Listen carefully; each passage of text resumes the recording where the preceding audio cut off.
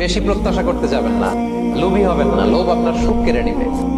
লোভী কখনো সুখী হয় না, লোভীর পকেট কখনো ভরে না যতদিন এটা করবে না।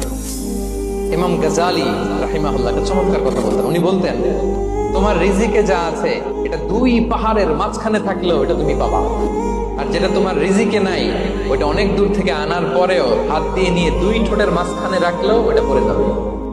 কথা বুঝতে পেরেছেন? যেটা রিজিকে আছে ওই মাউন্ট এভারেস্টের উপরে থাকলেও এটা আপনার কাছে আসে, যেটা রিজিকে নাই দুই ঠোঁটের মাঝখান থেকে ওটা। আমার আল্লাহ যা করবে আমার ভালোর জন্যই করবে, সুবহানাল্লাহ। আমার আল্লাহ যেটা করে খুশি, আমি বান্দা সেটা পেয়ে খুশি। আল্লাহর প্রতি কোনো আক্ষেপ, কোনো রাগ, কোনো অভিমান থাকবে না। মন থেকে শুধু বলবে আলহামদুলিল্লাহ, আলহামদুলিল্লাহ, আলহামদুলিল্লাহ। সে সমস্ত বান্দারা যখন তাদের আল্লাহ পাক রব্বুল আলামিন যখন নিয়ামত দান করে জান্নাতে প্রবেশ করবে, তাদের প্রবেশ করা আর সাধারণ মানুষের প্রবেশ করা কখনো এক হবে না।